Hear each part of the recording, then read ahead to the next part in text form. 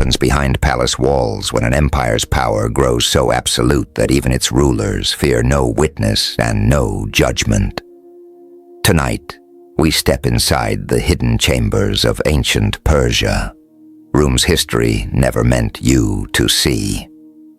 This is the untold story of King Xerxes' own daughters, a tale buried beneath royal propaganda, whispered only in fragments, and darker than anything recorded in official chronicles. If you believe history is written by the survivors, wait until you hear the voices it tried to silence. Settle in, listen closely, and follow this journey to the very end. The truth is far more unsettling than the legend. Let's start the story, but before, just hit the subscribe button if you are new here. Now let's jump in. Chapter 1. A daughter's 13th birthday. In the 9th year of Xerxes' rule, when the Persian Empire stretched like a living giant from the Aegean shores to the frontier of India, a quiet, private ritual unfolded behind the cedar doors of the women's quarters in Persepolis. It should have been a day of celebration, the 13th birthday of a royal daughter, a mistress, a girl born into the richest and most feared dynasty on earth. She was dressed as a princess of Persia was expected to be. Silk the color of crushed amethyst draped her small frame. Thin circlets of gold embraced her wrists and ankles, cool against her skin. Her hair, dark and heavy, had been braided into intricate ropes by skilled hands, each twist woven with tiny pearls gathered from distant waters. From the outside, she looked like a child carved for a palace mural, adorned, immaculate, destined for privilege. But inside, a mistress was trembling. She sat on a cushion embroidered with the symbols of her lineage. Fingers curled into her palms as she tried to control the storm rising in her chest. Her mother, one of Xerxes' secondary wives, leaned close, applying cosmetics with the deliberate, almost ceremonial precision of someone preparing a sacrifice, rather than beautifying a child. A fine line of kohl framed a mistress's eyes, making them seem wider, older. Rouge touched her cheeks, not to brighten them, but to disguise the anxiety draining her color away. Fragrant oils painted her throat and wrists, the heavy scent clinging to her until she felt suffocated by it. Her mother's hands shook the entire time, yet her face remained the expressionless mask palace women wore when the truth was too dangerous to show. When she finally stepped back, examining her daughter, as if memorizing features she feared she might never see again, her voice came out as a whisper weighed with dread. "Tonight, your father will send for you." Each word seemed extracted with pain. "You will go, you will obey, you will show gratitude, and you must not, under any circumstance, allow your fear to be seen." A mistress stared at her, uncomprehending at first. Then understanding dawned in terrible fragments. She had grown up among the women of the harem. She knew their purpose in theory, understood the unspoken rules that shaped their days and nights. But she was the king's daughter. She had always believed that meant she belonged to a different world. Protected, cherished, untouchable. Her mother saw her confusion, her disbelief, and for a brief heartbreaking moment, all the carefully trained numbness slipped from her expression. Pain flickered in her eyes. Then she forced her voice steady again. "You are royal," she said quietly, "but you are also his possession, your future, your body, your place in this palace. None of these belong to you. They belong to the King of Kings." Before a mistress could speak, before she could ask the questions knotting in her throat, the door slid open. A senior eunuch entered, the same man who once brought her small gifts during festivals when she was little. But but the kindness she remembered had vanished. His face was now unreadable, efficient, cold. "The king summons his daughter," he said flatly. "She will come at once. She will speak only when spoken to. She will submit without hesitation." Amestris stood because she had been trained from birth to obey imperial command. She glanced one last time at her mother, who stared at the floor, unable to meet her eyes, unable to protect her. The eunuch stepped aside, gesturing toward the corridor that led deeper into the palace. Amestris followed, her legs numb, her heart pounding with an instinctive terror she didn't yet have the words to name. A small part of her still hoped she had misunderstood, that the summons meant something ceremonial, something harmless. But deep down, she knew. She knew from the look on her mother's face. She knew from the silence of the eunuch. She knew from the way the palace walls felt suddenly colder than they had that morning. What happened that night in the king's private chambers would become a shadow she carried for the rest of her life. A trauma she would never speak of, never confess, never allow to surface except in nightmares when she was old and living far from the splendor of Persepolis.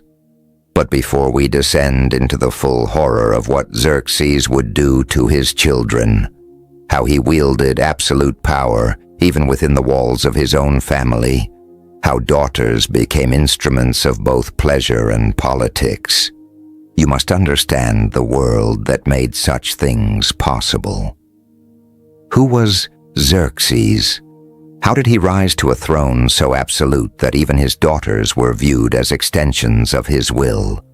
And how did an entire empire accept behavior that, to us, is unthinkable? This is not merely the story of a king's brutality. It is the story of a system that created him, an empire that blurred the line between divine authority and human suffering. Now let me take you back to the beginning, to the birth of Xerxes in 518 BCE, and to the forces that shaped a man who believed everything, including his own children, belonged to him. Chapter 2. Xerxes, forged by God, shaped by war. Xerxes entered the world already wrapped in destiny. As the son of Darius the Great and Queen Atossa, the formidable daughter of Cyrus the Great, he carried within him the combined legacy of the two most influential rulers Persia had ever known. His lineage alone seemed to promise greatness, yet even this divine ancestry did not guarantee him the throne.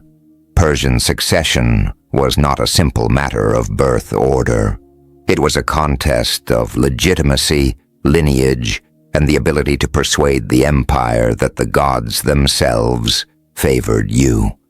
And Xerxes was not the eldest of Darius's sons. Older half-brothers stood between him and the crown, men born to other royal wives, each with their own networks of support within the court's labyrinth of factions. The Persian Empire admired strength and divine sanction, not seniority by itself. A king was chosen not merely by blood, but by proof that Ahura Mazda smiled upon him. And Darius, despite his triumphs, had left behind a stain that complicated everything: defeat. Darius had built an empire that stretched across continents. He reorganized Persia into an administrative marvel, its royal roads pulsing like veins across vast territories, its satraps governing with surprising efficiency, its laws and economy unified in ways unseen before. He had erected Persepolis, a palace that stood as a physical proclamation of imperial supremacy, carved in stone for the world to behold. But he had also marched on Greece and failed. Marathon became the wound that would not close. A king blessed by the gods should not have been defeated by a band of Greek citizen soldiers, and this failure cast a long shadow across the question of who should follow him. No Persian wanted a repeat of that humiliation. Whoever succeeded Darius had to prove they could restore the empire's honor. When Darius died in 486 BCE, the palace became a battlefield of whispers and alliances. Xerxes emerged victorious, aided in no small part by the unchallengeable prestige of his mother's bloodline. Atossa, daughter of Cyrus, was the closest thing the empire had to sacred royalty. Her son inherited that aura. But lineage alone did not win the struggle. Rivals disappeared, fell into disgrace, or were quietly pushed into roles that removed them from contention. Official records speak of divine justice. Reality speaks of political precision. Xerxes eliminated threats with the same decisiveness he would later show on the battlefield. Once crowned King of Kings, Xerxes turned immediately to the task that had haunted his father, the invasion of Greece. He spent 4 relentless years preparing for it. The scale was unprecedented, bridges built across the Hellespont, an engineering feat so monumental that Greek writers later claimed only a god could have conceived it. Supply routes were mapped across lands so vast that it would take a man months to travel them. Troops flowed in from every corner of the empire: Egyptians, Medes, Babylonians, Phoenicians, Indians, Scythians, all converging into the largest military force the ancient world had ever seen. These were the years when Xerxes was young, vigorous, crowned with the absolute authority of an empire that spanned the known world, and convinced that destiny itself was on his side. Yet these were also the years when a darker side of his rule began to take shape with startling clarity. With Darius gone, Xerxes inherited not only the throne, but also the royal harem, a massive collection of women who had once belonged to the former king. And Xerxes wasted no time expanding it. Daughters of nobles were offered to him in hopes of political favor. Foreign princesses arrived as part of diplomatic agreements, and captives from conquered lands were added to the ever-growing chambers. By the time he marched toward Greece in 480 BCE, Greek observers claimed the harem numbered over 600 women. Whether or not the figure is exact, it reflects a truth. Xerxes viewed women, royal or otherwise, as extensions of his power, ornaments of pleasure, and tools of political reinforcement. But there was something far more disturbing beneath this system, something even the Persians whispered about. Xerxes did not stop at claiming the daughters of conquered kings. He claimed his own. As soon as his girls reached puberty, he summoned them into his chambers, treating them no differently than prisoners taken in war. This was not a secret. It was not hidden behind closed curtains or dismissed as scandalous gossip. In the Persian court, it was openly acknowledged, explained, justified, defended through a warped mixture of theology and royal ideology. To understand how such a practice became normalized, one must understand the doctrine that sustained Persian kingship. Persian rulers declared themselves chosen by Ahura Mazda, blessed with divine essence flowing in their veins. That meant royal blood was not simply noble, it was sacred, divine, different from the blood of every other person living under the blazing sun of the empire, and divine blood required preservation. From this belief emerged a logic that feels monstrous to the modern mind. The purest royal children could only be born from unions between those who shared this sacred blood. Brother marrying sister, father uniting with daughter, mother and son, a closed circuit of divinity. Egyptian pharaohs had long practiced sibling marriage for similar reasons, but the Persians took this ideology further and wielded it more openly. Daughters were not viewed as individuals with identities, but as vessels of royal essence. Their bodies were offerings, their role predetermined. Fathers were not fathers in the human sense. Persian kings were embodiments of divine will. Their authority superseded familial bonds. A king's daughter was not a child. She was a continuation of the royal lineage, a living fragment of the god's own essence. By the time Xerxes reached maturity, this ideology was firmly entrenched in the palace walls of Persepolis. His actions were not deviations from tradition.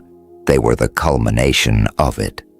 And Xerxes practiced these customs with a level of commitment and shamelessness that stunned even those who accepted the system. Royal courtiers boasted of it. Priests justified it. Nobles looked away.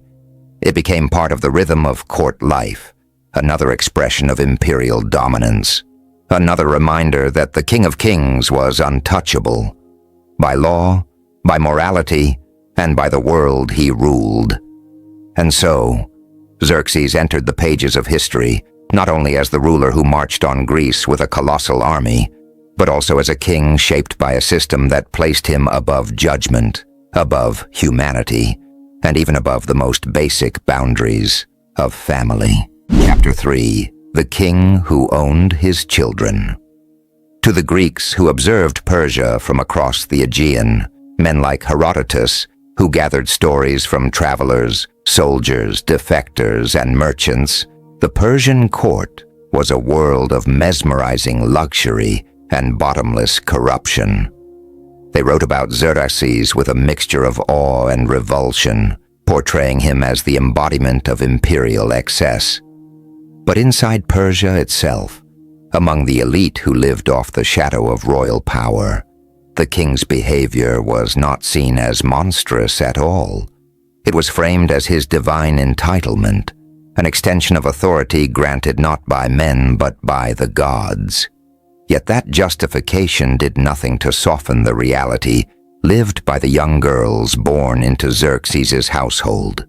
The princesses raised in palatial splendor, only to discover that every luxury they enjoyed was merely a prelude to a nightmare waiting for them at the threshold of adolescence. For these daughters, the palace was both sanctuary and trap. They grew up surrounded by musicians, tutors, servants, and attendants who catered to their every need. They learned to read scrolls in Old Persian and Elamite, practiced music on gilded instruments, and were trained in the refined etiquette of court life. Their wardrobes glittered with fabrics and jewels most Persians would never touch. And yet behind all this prosperity lay a constant, unspoken dread. Because as the girls grew older, they watched the older princesses vanish from the women's quarters. A sister would suddenly be summoned, taken away under the guidance of eunuchs, adorned in cosmetics and fragrance that made her appear older than her years. She would return hours later, or sometimes days, with a hollowed expression, her youthful ease replaced by a quiet, haunted caution. She never spoke of what happened. She didn't need to. The transformation said everything. The younger daughters absorbed this pattern the way a person absorbs the inevitability of sunset. Some mothers tried to explain, speaking in hushed tones, choosing their words carefully so as not to violate palace etiquette or attract punishment. They tried to prepare their daughters mentally for what would come, teaching them emotional detachment, or offering herbs to dull the senses during the night they would be summoned. Other mothers could not bring themselves to say anything at all. Perhaps they believed silence spared their daughters fear. Perhaps they simply could not articulate the horror awaiting them. But the silence offered no protection. The girls knew. Everyone knew. When the summons finally arrived, it always began with ritual. Female servants bathed the young princess meticulously, scrubbing her skin until it gleamed under the lantern light. Every trace of body hair was removed.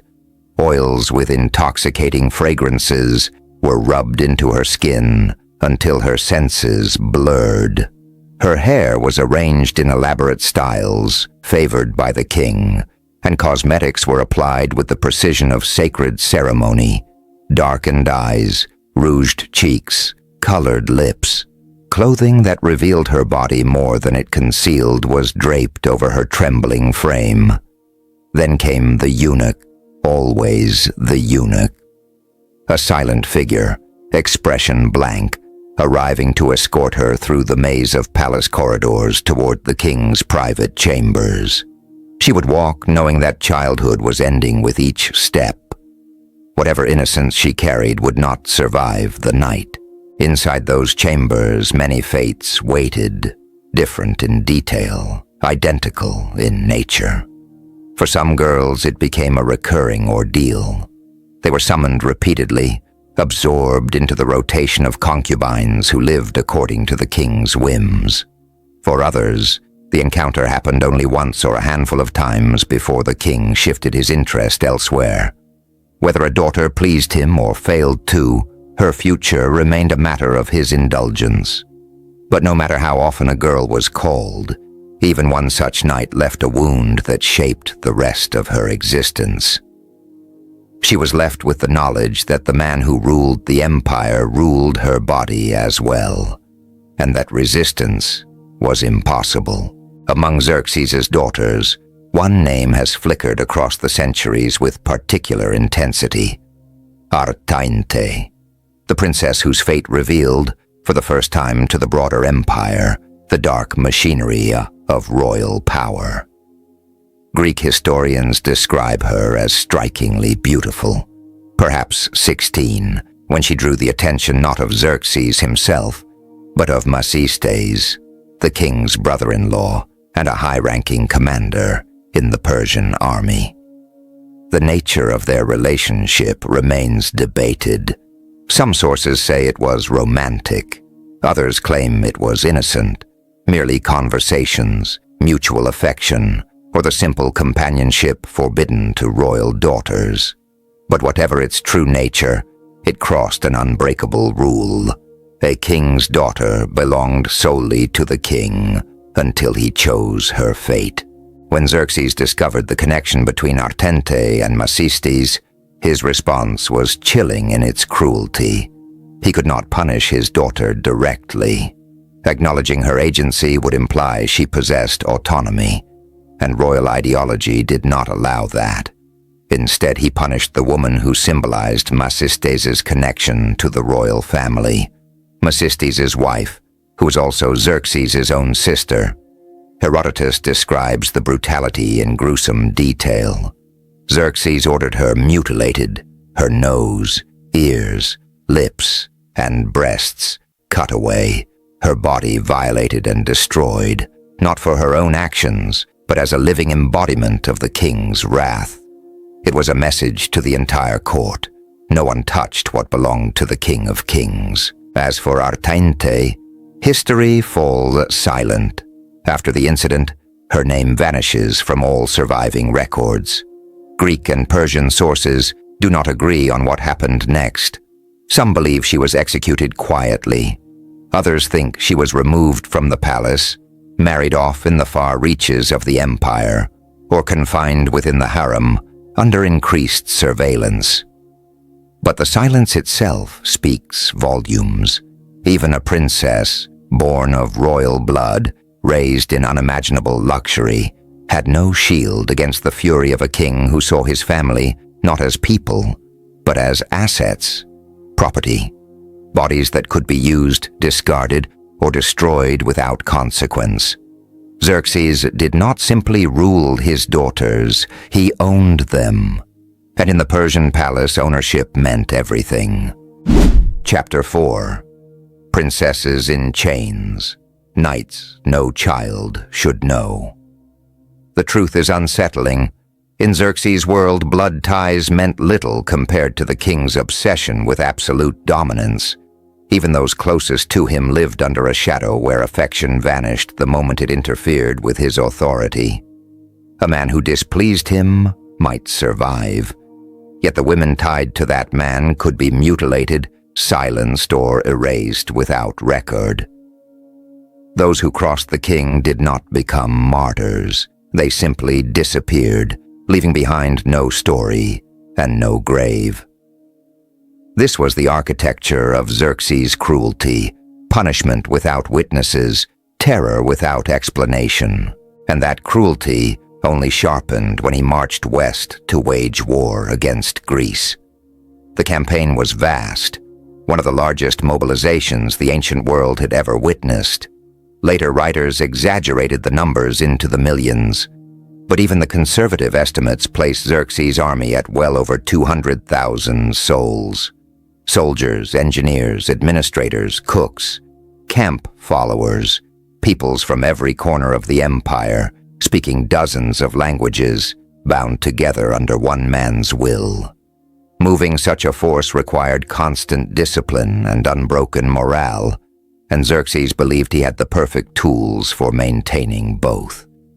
He brought part of his harem with him, not the hundreds of women who normally lived behind palace walls, but a carefully selected group: favorites, concubines, attendants, and most importantly, several of his daughters.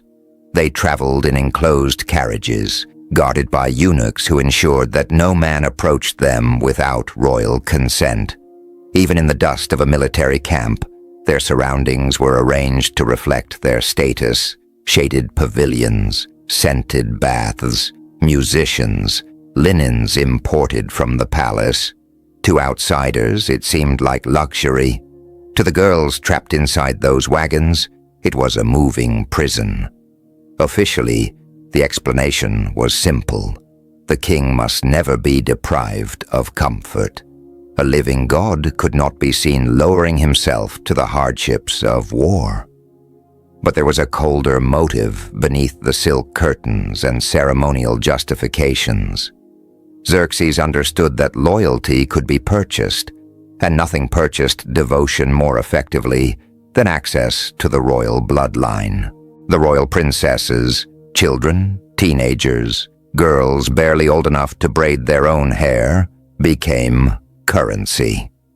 A commander who distinguished himself in battle might receive a reward more valuable than gold or land: the hand of a king's daughter. Marriage into the royal family elevated a general instantly. It tied him to the throne, secured his children's political future, and made defection nearly impossible. But for the girls themselves, these unions meant being handed over to strangers old enough to be their fathers or grandfathers, men who viewed them not as individuals, but as trophies of war. Once the king made his decision, the daughter in question had no voice, no right to protest. She was informed, dressed, paraded, and delivered. Gratitude was expected. Fear was irrelevant. One example from the Greek campaign captures the brutality hidden beneath the ceremonial grandeur. A general named Megabyzus, one of the empire's most competent and loyal commanders, had proven himself repeatedly in the early stages of the invasion. Satisfied with his service, Xerxes bestowed upon him Princess Amytis. This Amytis was not the infamous queen referenced earlier, but another daughter bearing the same traditional name. She was likely 14, perhaps 15, still a child by any meaningful measure. A brief pause in the campaign was transformed into a spectacle. Soldiers assembled to witness the display of royal generosity. Amytis adorned in bridal ornaments, her garments shimmering like a symbol of imperial favor. The message was obvious: serve the king well, and this is the kind of reward that awaits. Yet behind the glittering jewels was a terrified girl being traded away to a man twice her age, someone she barely knew. Once the ceremony ended, she traveled as Megabyzus' wife, expected to bear his children and uphold his household, far from her sisters, her mother, and the only world she had ever known. History records that the marriage succeeded. But success in this case only means she survived. It does not mean she was content. It does not mean she was willing. It simply means she adapted to a life she never chose. Meanwhile, the war unraveled around Xerxes. Though his forces captured Athens and burned its temples, acts meant to display overwhelming Persian might, the Greeks ultimately won the battles that mattered. Their naval triumph at Salamis shattered Xerxes' confidence, and the land defeat at Plataea sealed the fate of his grand campaign. What was supposed to be a triumphant conquest dissolved into humiliation. When the king returned to Persepolis, he was a very different man from the one who had marched out. Conquerors who fail often become more dangerous than conquerors who succeed, and Xerxes was no exception. Defeat gnawed at him, eroding the divine image he cultivated so carefully. If he truly was chosen by Ahura Mazda, how could he have been beaten by people so divided, so few, so insignificant in comparison? The whispers of doubt were enough to make him paranoid, and paranoia under an absolute ruler is a death sentence. Xerxes tightened his grip on the court, eliminating anyone he even suspected of ambition or disloyalty. Those who had once basked in royal favor now lived in constant dread. His daughters, those who remained in the palace or returned from the campaign, found themselves trapped in an environment where the king's wounded pride expressed itself through increased brutality. He could not punish Greece, but he could punish those who lived under his roof, and so he did. Chapter 5. A royal scandal, the forbidden love of Artainta. Xerxes' harem became the stage on which he exercised the kind of power he could no longer project on the battlefield. After returning defeated from Greece, the king, once confident in his divine mandate, began to doubt everything except his ability to dominate the people trapped inside his palace walls. And when a ruler's pride collapses, his cruelty often expands to fill the empty space. The women of his household couldn't resist him, and in his mind, that made them the perfect audience for reaffirming his authority. His daughters, especially, suffered the most. The girls who had marched with him to Greece returned not to safety, but to an environment where their father's frustration became a weapon.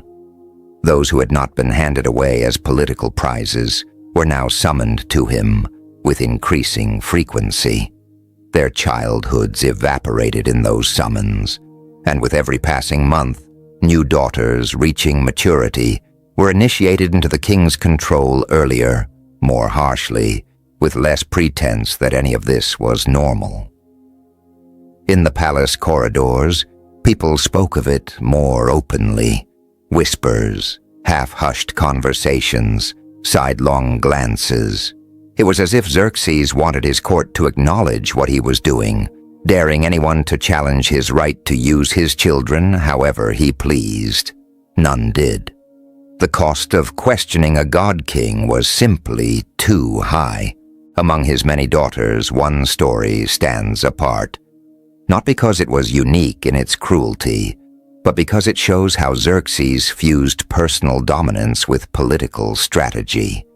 Her name was Amestris, a common royal name that appeared throughout the dynasty. She was still a child, 12 years old, when her father decided to fold her into a political scheme that revealed just how far he was willing to go to protect his throne. One of the most powerful figures at court was Artabanus, commander of the royal bodyguard. He controlled who entered the king's bedchamber, who approached the throne, who survived long enough to speak. Loyalty from such a man meant the difference between life and assassination. Xerxes trusted him, but only to a point.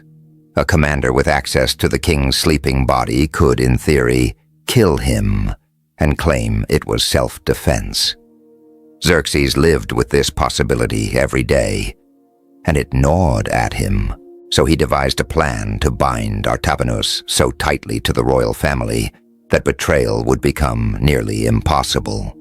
His method was not military strategy or diplomatic charm. It was amestris. He informed Artabanus that he would be marrying the princess, granting him an honor no noble could refuse. Marriage to a king's daughter elevated a man's bloodline, secured political influence, and positioned his future children close to the throne. Declining such an honor was unthinkable. But Xerxes was not finished.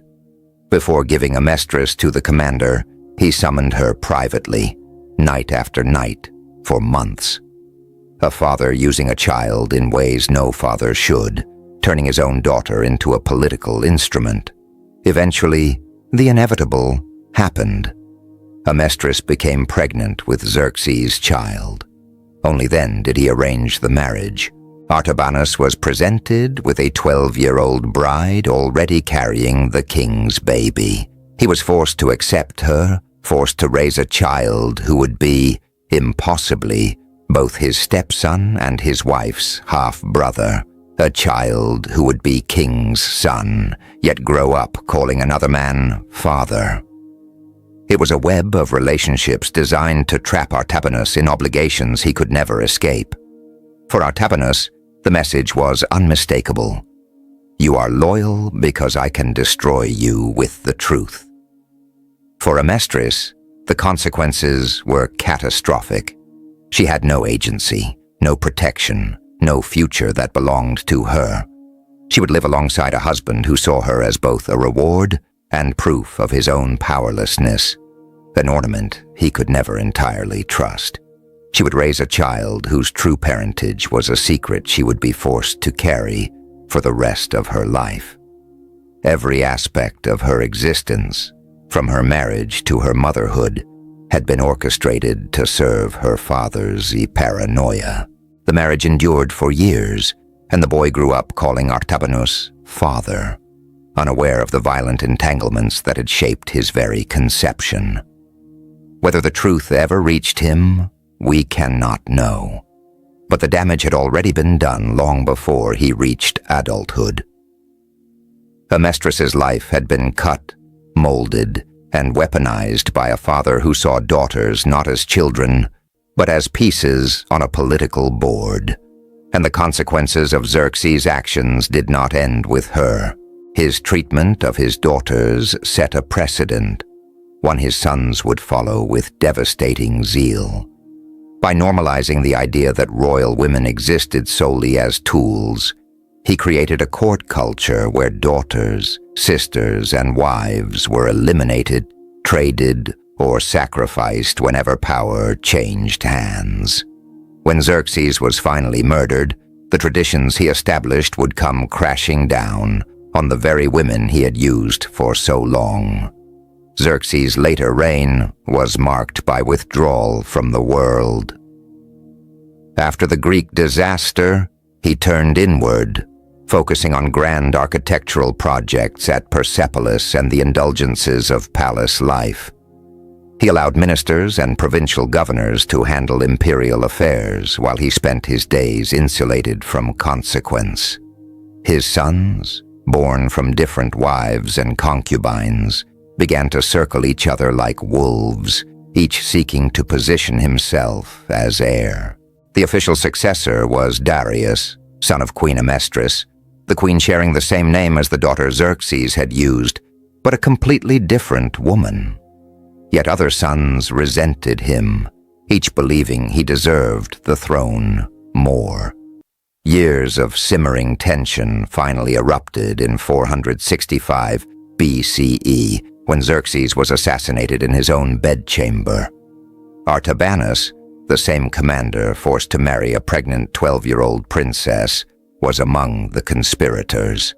The irony was brutal. The man Xerxes had bound to him through terror became one of the men who ended his life. And with the king dead, the empire descended into the kind of chaos where the first casualties would once again be the royal women who had already endured so much. Chapter 6. Princesses as War Prizes, When Xerxes I fell to an assassin's blade, the empire didn't steady, it shattered. The moment the King of Kings died, every son he had ever fathered surged forward, like wolves fighting over the same carcass. For months, Persia spiraled into a vicious succession struggle, brothers hunting brothers, generals secretly switching loyalties, and every noble house gambling on who would survive. In the end, it was Artaxerxes I, one of the younger sons, who clawed his way to the throne. But his victory came with a resolve forged in paranoia. Artaxerxes didn't merely defeat rivals, he systematically erased them. Anyone who might question his right to rule was considered a living threat, and in his mind, no threat was more dangerous than the daughters of Xerxes himself. These royal women, now in their 20s and 30s, were married to powerful men, bore children with Persian aristocrats, and carried royal blood capable of legitimizing rebellions. Artaxerxes knew this, and so the purge began. It was slow, deliberate, surgical. Princesses whose husbands were linked to rival factions were imprisoned or executed. Others were dragged from their homes and forced to sever their marriages, then reassigned to men who had proven unwavering loyalty to the new king. Their marriages were no longer family alliances, but rewards, tokens of favor handed out to keep powerful nobles obedient. Some sisters lost everything they owned. Estates were seized, jewelry catalogued as crown property, servants reassigned. Women suspected of supporting rival princes were exiled to distant corners of the empire, purposely isolated so they could never influence politics again. A few of Xerxes' daughters simply vanish from the historical record after this moment. Their names fade, erased by the same machinery that consumed them. Others survived only by betraying former husbands, distancing themselves from their own children, or offering absolute obedience to their brother in exchange for a precarious life. Among them was Amytis, the princess whose suffering began long before this turmoil. She was only 13 when Xerxes first summoned her to his private chambers, an event that cast a shadow across the rest of her life. Yet somehow, she survived the assassination of her father, the chaos that followed, and the brutal purges that claimed many of her sisters. But survival didn't grant her peace. Once Artaxerxes secured the throne, he arranged Amytis' marriage to a nobleman named Megabyzus, a common name in Persian aristocracy, though not the famed general mentioned earlier. This Megabyzus commanded frontier forces, and Artaxerxes needed him anchored firmly to the throne. Amytis, now about 25, was simply the bargaining piece. Her value was not as a daughter or a sister, but as leverage. She bore him children, oversaw his household, performed every duty expected of a noblewoman whose personal desires had long been stripped away. Yet within the constraints of palace life, Amytis carved out something unexpected: connection. She formed discreet alliances with other royal women who had also survived Xerxes' abuses and Artaxerxes' purge. They extended emotional lifelines to one another, sharing information, offering protection, and creating a quiet resistance built not on ambition, but on solidarity. But solidarity, in the eyes of the empire, was dangerous. The eunuchs who controlled movement within the royal women's quarters monitored everything: whispers in hallways, exchanged glances, who visited whom and how often. Reports flowed steadily back to Artaxerxes, each note feeding the king's growing suspicion that Amytis was cultivating influence of her own, influence that didn't belong to him. The king chose not to kill her. That would appear clumsy, and worse, politically inconvenient. Megabyzus was still useful, so Artaxerxes did something far more devastating. He dismantled her life piece by piece. Her children were taken to be raised in the palace, trained in proper loyalty, and removed from their mother's influence. Her letters were intercepted, examined, and often never delivered. Guards shadowed her every step, restricting her movements so thoroughly that even the simplest conversation required approval. Other royal women faced similar treatment until Amytas was left with no one. Every bond severed, every friendship policed, every part of her life placed under surveillance. For a woman who had endured years of being used by her father, then handed to a husband as a political gift, this final crushing isolation was something even she could not endure. Her spirit began to collapse inward. She stopped eating, stopped caring for her appearance, stopped speaking unless spoken to. The world around her became smaller each day until it was nothing but walls, watchers, and silence. At 33 years old, Amytas died. Officially, it was an illness. Unofficially, it was the culmination of a lifetime of psychological destruction. Her death passed quietly, too quietly for a woman of royal blood. No grand ceremony, no recorded mourning. Even her children, now being shaped into loyal subjects within the palace, were told not to grieve too openly. Attachment, after all, could be dangerous. Love was a political liability. Amytas' story was not unique. This was the pattern for Xerxes' surviving daughters, a childhood spent waiting to be used, years sacrificed to political marriages, continual exploitation at the hands of brothers and husbands, and finally, isolation or death when they showed the slightest sign of independence. Their lives ended not with rebellion or defiance, but with quiet extinguishing, lives consumed by the throne they were born to serve. Chapter 7. The Pregnant Child, Xerxes' most calculated crime. Before delving deeper into the tragedy of Xerxes' youngest victim, we must understand how the wider Persian world perceived the system that allowed such cruelty to exist. It's easy to imagine that everyone in the empire simply accepted the king's authority as divine and unquestionable, but that is far from the truth. Even at the height of Achaemenid power, murmurs of discomfort existed beneath the glittering surface of the royal court. Persian society was not blind, nor was it uniformly obedient. Among the voices that quietly questioned the king's conduct were the Zoroastrian priests, the spiritual backbone of the empire.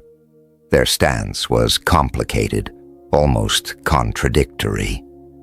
On one side, Zoroastrian doctrine stressed purity of bloodlines, something that certain court factions twisted into justification for keeping royal marriages within the family.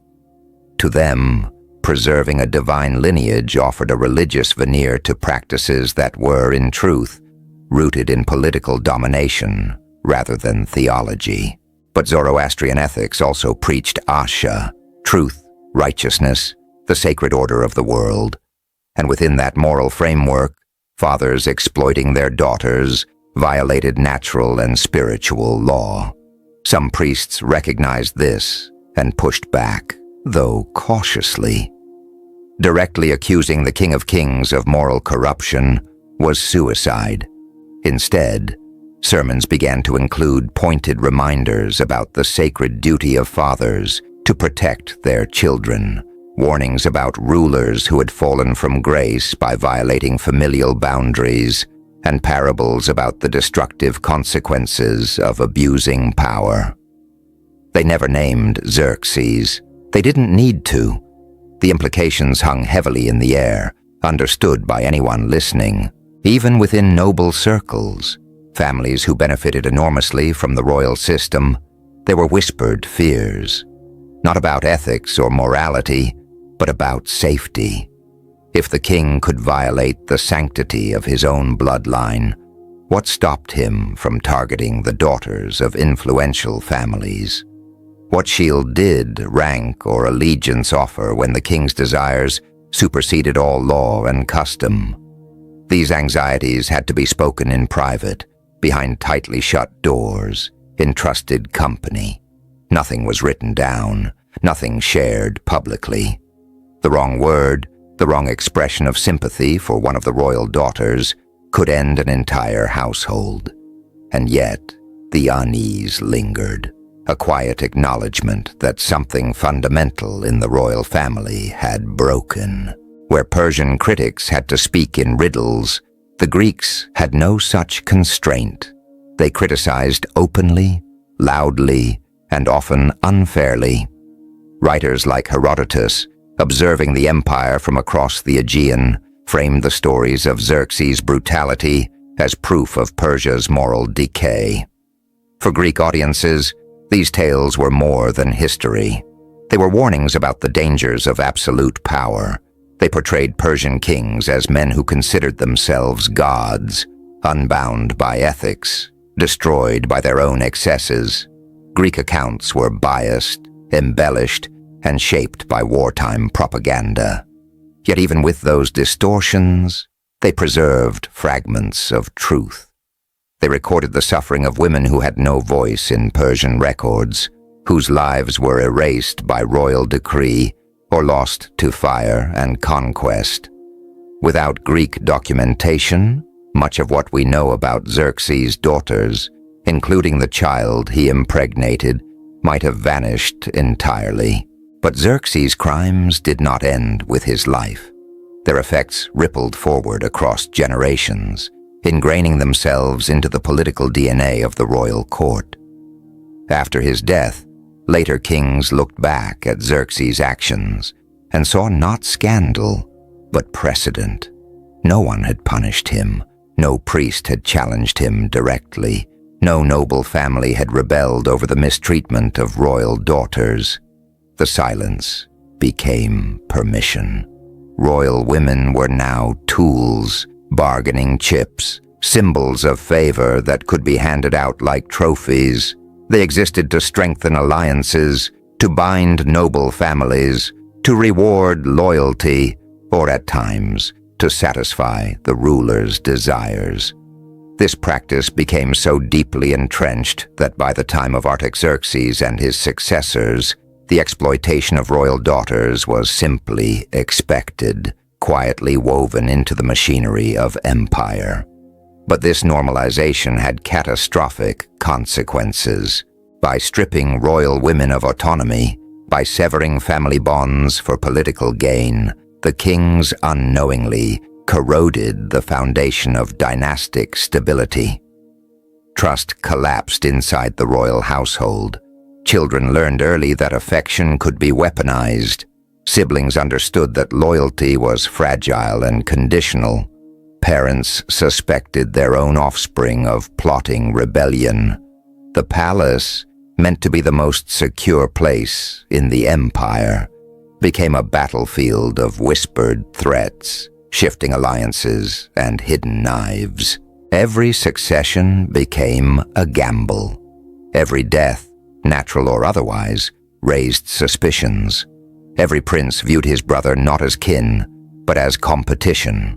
This internal rot created an environment where the next king ascended not through lineage, but through cunning, manipulation, or brute force. By the time Darius III inherited the throne in the 4th century BCE, the damage was irreversible. His court was rife with betrayal, factions, and old wounds inherited from generations of royal abuse. Commanders who should have fought with unity instead questioned the loyalty of their peers. Family members positioned themselves for advantage rather than survival. So when Alexander the Great marched into Persian territory in 334 BCE, he wasn't conquering a unified empire. He was striking at a dynasty hollowed out by centuries of mistrust. Mistrust first seeded by Xerxes' most intimate crimes. The Achaemenid Empire still appeared vast and wealthy, stretching from the Nile to the Indus, but beneath the gold, beneath the marble, beneath the magnificence of Persepolis, it was a fractured system held together not by loyalty or shared purpose, but by fear. And fear, no matter how absolute, cannot hold an empire forever. Chapter 8. The aftermath: purges, broken women, and the fall of a dynasty.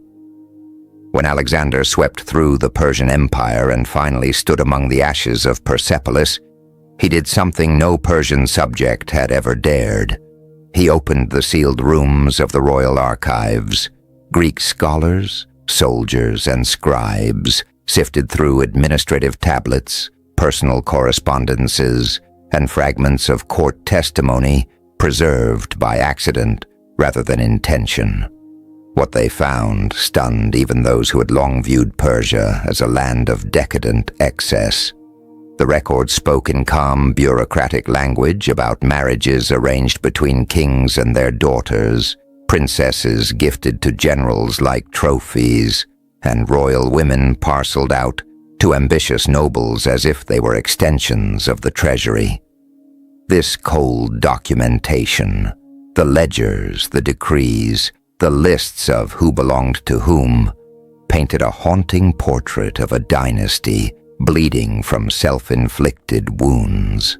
Generations of historians would pore over these findings, trying to understand how one of the most expansive empires in the ancient world collapsed so completely. And again, a single theme emerged. Absolute power, left without moral limits, corrodes the very foundation that sustains it. Xerxes' private crimes were neither isolated nor harmless. They echoed outward through policy, court culture, and family dynamics until the ruling house stood hollow, held together only by fear. And so before closing this account, we return to the girl whose story began this journey. Amythus, 13 years old, summoned into the heart of imperial darkness. Understanding the system is necessary, but it is not enough. Systems do not bleed. Systems do not cry out. Systems do not lie awake waiting for footsteps at the door. Amythus, like her sisters, was a child navigating a world built to consume her. Xerxes cloaked his violations in the language of cosmic order.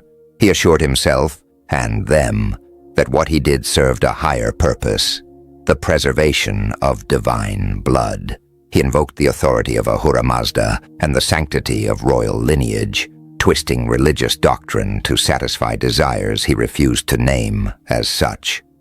He performed these acts not in secrecy, but with the quiet confidence of a man who believed the entire universe existed for his convenience. To the court, it became a ritualized routine. A daughter summoned, a night passed, a whisper of rumor, then silence. The palace walls absorbed everything. To the daughters, it was the slow erasure of childhood. Some shattered quickly, collapsing into despair or drifting into states of numb detachment. Others survived by withdrawing into the safety of their own minds, letting their bodies become vessels while their consciousness escaped somewhere unreachable. And some, perhaps the saddest category, persuaded themselves that obedience was virtue, that compliance was honor, that suffering was destiny. Indoctrination can be as brutal as any blade, but none escaped untouched. Every daughter carried emotional wounds that shaped her adulthood, her motherhood, and the way she navigated relationships. Trauma seeped into the next generation, turning the royal household into a labyrinth of mistrust and emotional instability. Children raised by wounded women inherited fears that had no clear origin, anxieties passed down like heirlooms. This psychological legacy played a part in the fragmentation of the empire. A family damaged at its core cannot govern an empire with clarity. A court trained to survive rather than trust cannot maintain unity. A dynasty that treats daughters as objects inadvertently, teaches its sons that no bond is sacred, not even blood. So when we look back across 2,000 years at Xerxes and his atrocities, how should we judge him? Historical context matters. Ancient Persia existed in a moral universe very different from our own. Royalty was not seen as human in the conventional sense. Kings were divine intermediaries. Their desires shaped law, their will was reality. Within that framework, practices we see as monstrous could be rationalized as necessary, even sacred. Yet none of this erases the suffering of the girls trapped in that world. Pain is not erased by tradition. Trauma is not softened by theology. A child violated with the blessing of priests suffers just as deeply as a child violated in secret. To understand history is not to excuse it. We can acknowledge the cultural distance without denying the horror. We can analyze the motivations without disguising the consequences. Xerxes acted within a system that empowered him, but he also strengthened that system, perpetuated it, and inflicted irreversible harm on those he was supposed to protect. His daughters had no choices. The world they lived in allowed none. Resistance was not just dangerous, it was unthinkable. Their lives were designed to serve political interests from birth, and any attempt to defy the King of Kings was tantamount to suicide. This is not a story of individuals failing to escape. It is a story of individuals who never had escape available to them. What remains today of their existence? Not monuments, not poems, not shrines, only fragments, names carved on tablets, lines in Greek chronicles, faint mentions in administrative records, and of course, the silent testimony etched into the ruins of Persepolis, where towering columns reach toward the sky like fingers frozen in a plea. Tourists wander those ruins today, marveling at the architectural grandeur. They photograph the stone reliefs of kings receiving tribute, unaware of the unseen histories hidden behind the palace walls. Rooms where young girls waited for footsteps, where power was weaponized in its most intimate and destructive form. Remember Amethus, Artainte, Amestris, and every daughter whose name has been lost to time. They lived at the crossroads of empire and suffering, shaped by forces far larger than themselves. Their stories remind us that history is not only the tale of kings and battles, but also of those who endured in silence beneath the weight of royal authority. These accounts may trouble us, and they should. They illuminate a truth that spans centuries. Power without accountability becomes cruelty, and cruelty justified becomes tradition, and tradition, repeated long enough, becomes the architecture of a dynasty's collapse. In the next video, we continue our journey into the forgotten shadows of ancient civilizations, examining the ways power has been wielded and abused throughout human history. Some stories disturb us, others teach us. All of them remind us why remembering matters. Here is the chapter-by-chapter analysis. Chapter 1. A daughter's 13th birthday. In this opening chapter, the tone is deliberately quiet and intimate, showing a young princess approaching what should have been a milestone of joy. Instead, the atmosphere thickens with dread as she is summoned to the palace's inner quarters. The slow build-up of her fear, the controlled movements of the servants, and the strange ceremony surrounding her reveal that this day is less about celebration and more about ownership. The chapter's power lies in the contrast between the innocence of childhood and the suffocating expectations imposed by the empire. We learn how Persian royal culture weaponized loyalty to the king, turning even daughters into political instruments. The moral lesson here is the devastating impact of absolute authority. When a ruler is treated as divine, no relationship remains human. Viewer question: do you believe a society's loyalty to a king can blind them to the suffering happening inside the palace walls? Chapter 2. Xerxes, forged by God, shaped by war. This chapter zooms out from the girl's experience into the making of the man who commanded such unquestioned fear. Xerxes is portrayed not merely as a tyrant, but as a product of divine kingship and relentless military ideology. His upbringing was a battlefield of expectations, raised to see himself as chosen by Ahura Mazda, trained to prioritize empire over family. The narrative shows how war, religion, and politics merged to sculpt a ruler who believed compassion equaled weakness. This chapter helps us understand the roots of his cruelty without excusing it.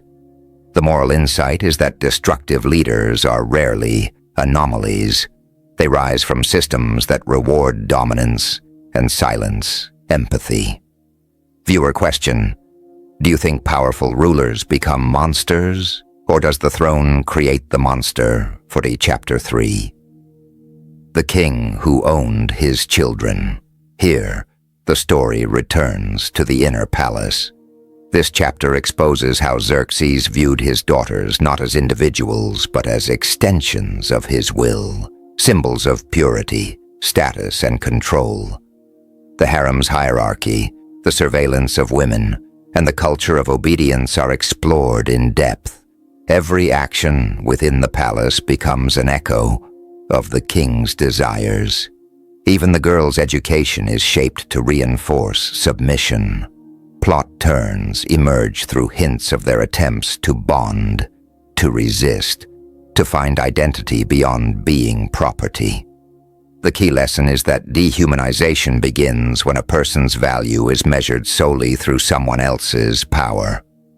Viewer question: what do you think is more dangerous, fear of punishment or the belief that nothing you feel truly matters? Chapter 4.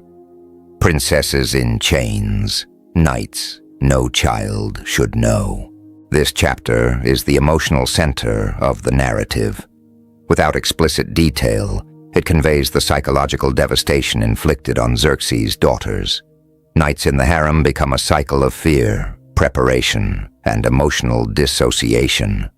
The focus remains on trauma, how these girls learned to survive by withdrawing inward, how silence became the only shield they had. The plot twist comes in the form of the girls forming secret bonds with each other, sharing what little comfort they could. What we learn is that even in the darkest places, human beings reach for connection. The moral lesson: resilience can form even in environments designed to break the spirit. Viewer question: in moments of deep suffering, do you think emotional connection becomes the only form of rebellion? Chapter 5. A royal scandal. The forbidden love of Artainta. This chapter shifts dramatically into political chaos. Artainta's attraction to Macestes, a general loyal to Xerxes, becomes the spark for one of the most tragic royal scandals in Persian history. What begins as innocent affection triggers paranoia and violence in a king unable to tolerate threats to his pride. The resulting fallout, Xerxes' rage, Macestes' downfall, and the brutal punishment of Xerxes' sister, reveals how fragile the royal family truly was beneath its grandeur. The plot twist is how quickly affection turns into a weapon. The moral insight: in a palace ruled by ego, love becomes more dangerous than treason. Viewer question: do you think true affection can survive in a place built entirely on fear? Chapter 6. Princesses as war prizes. This chapter expands the scope of Xerxes' cruelty beyond the harem walls. During military campaigns, the king uses his daughters as gifts to commanders, treating them as currency to secure loyalty. The narrative reveals how deeply normalized this practice had become within the empire. The girls' lives become bargaining chips, their identities erased to serve military strategy. Their journeys across camps highlight the loneliness of captivity within captivity. The moral lesson is the horrifying reality of systemic exploitation. Abuse is not just personal, but institutional. Viewer, question: can loyalty earned through fear or coercion ever truly hold an empire together? Chapter 7. The Pregnant Child. Xerxes' most calculated crime. This is the darkest chapter. Again, without graphic description, it examines a child forced into motherhood for political advantage. The pregnancy becomes a symbol of Xerxes' need to control lineage, legacy, and narrative. The girl's fear, confusion, and forced marriage to Artabanus reveal the psychological cruelty embedded within royal protocol. The plot twist comes when the general realizes the truth but is too powerless to change it. What we learn is that tyranny is not always loud. Sometimes it hides behind rituals, laws, and traditions. The moral theme: power becomes most dangerous when cloaked in legitimacy. Viewer, question: when a society justifies cruelty as tradition, who is left to challenge it? Chapter 8. The Aftermath. Purges, broken women, and the fall of a dynasty. The final chapter zooms out to show the long shadow of Xerxes' rule. After his assassination, the palace erupts into purges. Many daughters vanish into political marriages, exile, or quiet death. The mental and emotional wounds they carried remain invisible in official chronicles. The chapter ends with Persia's slow decline, suggesting that empires do not fall from outside pressure alone. Often they crumble from the unchecked cruelty within their own walls. The moral lesson is profound. The suffering of the powerless becomes the echo that breaks a dynasty. Viewer question: do you think a kingdom built on silence and suffering is destined to fall from the inside out? My final thoughts. In the end, the story of Xerxes' daughters is not merely a chapter of royal cruelty. It is a quiet reminder of how power, when left unchallenged, can devour the very people it claims to protect. Across these hidden rooms of the Persian palace, we witness the cost of fear, the fragility of innocence, and the long shadow cast by a ruler who believed himself beyond consequence. These girls, erased from official records, survive today, not through monuments or royal honor, but through the echo of their suffering and the moral lessons their silence leaves behind. Empires rise on glory, but they fall on the weight of forgotten human lives. Their story reminds us that the true measure of any civilization is not its victories, but how it treats those who cannot defend themselves. If this journey into the hidden chambers of Persian history moved you, stay with us. There are countless stories buried beneath official chronicles, stories of courage, tragedy, resilience, and the people history tried to erase. Subscribe to the channel and turn on notifications so you never miss the next deep dive into the mysteries and shadows of the ancient world. Your support helps keep these forgotten voices alive, giving them the space that time denied. Until the next story, stay curious, stay questioning, and never stop exploring the truths hidden beneath the surface.